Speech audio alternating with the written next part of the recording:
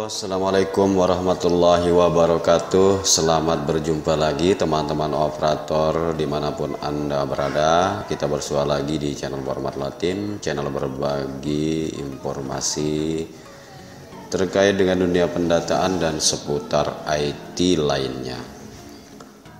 Untuk video kali ini kami akan memberikan sebuah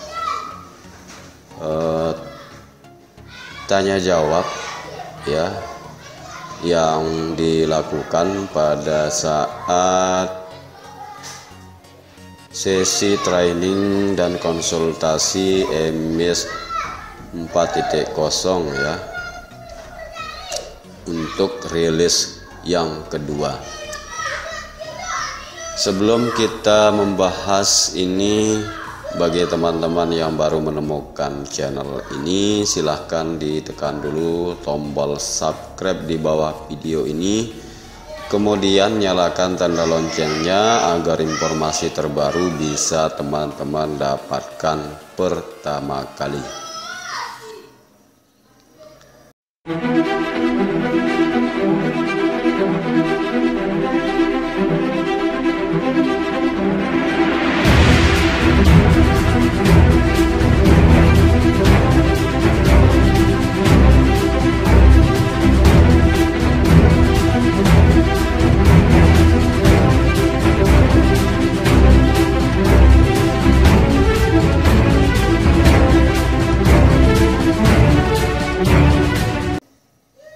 Baiklah teman-teman semuanya, berikut akan kami tampilkan screenshot dari hasil training dan konsultasi EMIS 4.0 rilis 2 pada saat Zoom meeting tadi pagi ya. Dimana di sini ada beberapa pertanyaan-pertanyaan yang disampaikan melalui chat ataupun Google Form yang diisi oleh teman-teman operator yang dikasih akses pada saat Zoom. Berikut ini tampilan screenshot yang berhasil admin screenshot ya terkait dengan beberapa pertanyaan yang disampaikan oleh rekan-rekan kita. Bisa dilihat teman-teman semuanya. Yang pertama di sini, bagaimana cara mutasi keluar atau masuk dari sekolah umum? Nah, terkait dengan mutasi keluar masuk dari sekolah umum, jawaban daripada EMIS pusat bahwa fitur ini masih dalam tahap development ya. Jadi untuk mutasi sekolah umum belum ada. Jadi ditunggu saja karena ini masih dalam tahap development. Kemudian pertanyaan yang kedua, apakah berkas dokumen yang diupload boleh fotokopian? Dijawab boleh dengan syarat tulisannya jelas. Nah, jadi teman-teman siapkan fotokopi atau foto scan daripada KK dan juga KIP atau KKS ya, yang nantinya diupload pada saat menu kesiswaan sudah dibuka secara keseluruhan. Jadi boleh fotokopiannya asalkan jelas tulisannya. Kemudian pertanyaan yang ketiga, data siswa ganda atau kurang. Nah, terkait dengan data siswa ganda atau yang kurang ini, jawaban daripada EMIS, tim EMIS Untuk informasi datanya silahkan langsung chat di Lab Agent dengan menginformasikan NSM, nama lembaga, dan nama siswa. Pertanyaan yang keempat, alamat siswa tidak bisa diedit. Nah, ketika teman-teman masuk di data siswa yang dimana di sini yang ditanyakan alamat siswa tidak bisa diedit. Kenapa? Karena box tinggal sama orang tua. Ketika dipilih tinggal sama orang tua, itu tidak bisa diisi. Jadi solusinya teman-teman harus mengisi dulu menu orang tua. Ya, diisi dulu alamat orang tuanya, maka nanti ketika pilih tinggal sama orang tua, otomatis di profil siswa akan terisi. Tetapi jika teman-teman memilih tinggal dengan beberapa menu pilihan, maka kolom-kolom yang lain bisa diedit. Selanjutnya pertanyaan yang kelima, mutasi siswa apakah harus menunggu persetujuan? Iya, ini membutuhkan persetujuan oleh operator lembaga tujuan, kepala madrasah, dan kepala lembaga tujuan. Jadi 3 prosedur ya yang harus dilalui ketika teman-teman melakukan mutasi keluar. Yang pertama, harus disetujui oleh operator lembaga tujuan, kemudian operator kepala madrasah asal, kemudian persetujuan kepala lembaga tujuan atau kepala madrasah sekolah tujuan. Kemudian yang keenam, mengisi data orang tua yang sudah meninggal. Nah, di sini ada pilihan. Jawabannya, silakan untuk mengisi datanya, kemudian pilih statusnya sudah meninggal. Jadi teman-teman pastikan isi dulu datanya. Nanti ada di situ pilihan, tinggal dicentang sudah meninggal. Kemudian yang ketujuh, apakah akan ada menu template data siswa? Jawaban EMIS pusat saat ini belum ada, tapi nanti direncanakan akan ada template-nya. Nah, untuk saat ini menu template di EMIS 4.0 belum ada ya teman-teman, tapi sudah direncanakan oleh tim EMIS. Kita tunggu saja. Kemudian yang ke-8, pertanyaan yang ke-8, bagaimana cara edit nama siswa?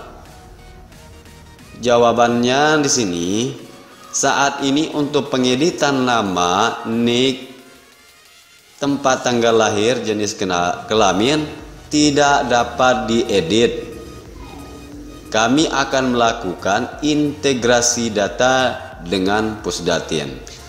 Jadi teman-teman tidak bisa mengedit nama, nik, tempat tanggal lahir, jenis kelamin. Ya. Nanti tim EMIS pusat itu akan melakukan integrasi data dengan Pusdatin. Kita biarkan saja ya teman-teman. Kemudian yang ke-10, apakah nomor HP wajib diisi? Wajib teman-teman. Karena data ini berkaitan dengan bantuan ya, dana bantuan. Dana bantuan di sini maksudnya adalah kuota belajar ya teman-teman, kuota belajar. Nah, untuk penginputan ini bisa teman-teman lakukan pada EMIS lama ya. Bagi teman-teman yang belum mengisi nomor HP siswa, silahkan diisi melalui EMIS lama. ya. Ini kesempatan karena di beberapa postingan sebelumnya sudah diinformasikan ya untuk penginputan nomor HP. Kemudian yang ke-10, bagaimana bagi yang tidak punya KIP? Nah, di sini jawabannya data KIP itu tidak mandatory ya. Artinya boleh dikosongkan teman-teman. Boleh dikosongkan. Jika tidak punya KIP, maka boleh dikosongkan atau jangan diisi. Kemudian pertanyaan yang ke-11, cara memperbaiki data rombel. Nah, untuk memperbaiki data rombel ini, fitur ini masih dalam proses tahap development ya, sehingga masih di disable ya. Tidak bisa kita lakukan untuk memperbaiki data rombel teman-teman, karena masih dalam tahap development atau tahap perbaikan lagi ya, atau tahap penambahan lagi. Jadi ini masih di disable oleh pusat ya. Kita tunggu saja teman-teman, insya Allah nanti akan bisa kita perbaiki data rombel di MIS 4.0 ini. Kemudian selanjutnya pertanyaan yang ke-12, siswa yang keluar atau DO. Nah, untuk siswa yang akan keluar atau DO ini, tinggal teman-teman mengganti status anak tersebut menjadi tidak aktif. Akan tetapi saat ini belum dapat dilakukan teman-teman. Ya, saat ini belum dapat dilakukan. Itu jawaban dari MIS Pusat. Kemudian pertanyaan yang ke-13, apakah MIS rilis 2 bisa nambah data siswa baru? Nah, terkait dengan penambahan data siswa baru ini tidak bisa dilakukan ya teman-teman, karena pada rilis 2 ini masih dalam tahap proses perapihan dan perbaikan data siswa. Insya Allah untuk penambahan siswa baru akan mulai dilakukan nanti pada semester ganjil teman-teman. Kita tunggu saja ya teman-teman. Kita lakukan apa saja yang diperintahkan terlebih dahulu. Kemudian ini pertanyaan yang keempat, apakah data siswa masih bisa diperbaiki setelah disetujui kabupaten? Jawabannya, data siswa masih dapat diperbaiki ketika ada kesalahan dan pastikan telah disetujui sebelumnya. Nah, jadi teman-teman bisa memperbaiki data siswa tersebut ya, meskipun sudah disetujui oleh kabupaten, akan tetapi dipastikan telah disetujui terlebih dahulu. Kemudian pertanyaan yang ke-15 atau terakhir ya, mungkin ini yang terakhir ya teman-teman, yang bisa didapatkan, yang bisa admin dapatkan di screenshotnya. Bagaimana melengkapi dokumen orang tua bagi siswa yatim piatu, kakak, nik, dan lain-lain?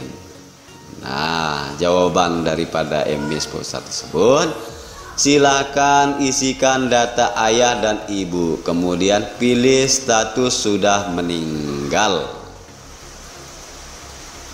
kemudian upload kakak sama dengan wali ya. Jadi tinggal bapak, ibu, teman-teman semuanya mengisi status meninggal ya. Isikan data ayah dan ibu, kemudian nanti ada pilihan di situ, dicentang saja statusnya meninggal, kemudian nanti diupload kakak walinya di mana anak tersebut tinggal ya teman-teman. Nah, mungkin hanya itu saja yang bisa admin sampaikan, karena hanya itu saja yang bisa admin dapat screenshot tadi pagi, karena ada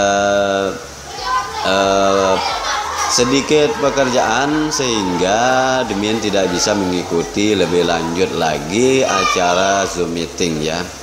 Jadi hanya itu saja yang mungkin yang bisa admin sampaikan. Nanti mungkin ada tambahan-tambahan dari admin yang lain, atau nanti kalau ada pertanyaan-pertanyaan silahkan dilayangkan saja di kolom komentar. Insya Allah nanti jawaban-jawabannya akan kami muat dalam video-video berikutnya.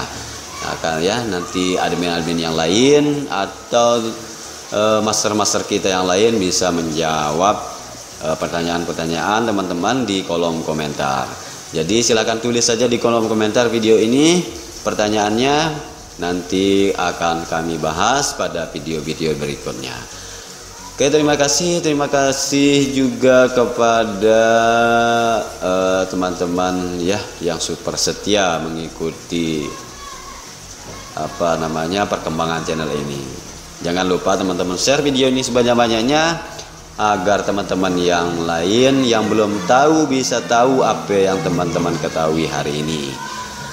Wabillahi taufiq wal hidayah. Wassalamualaikum warahmatullahi wabarakatuh.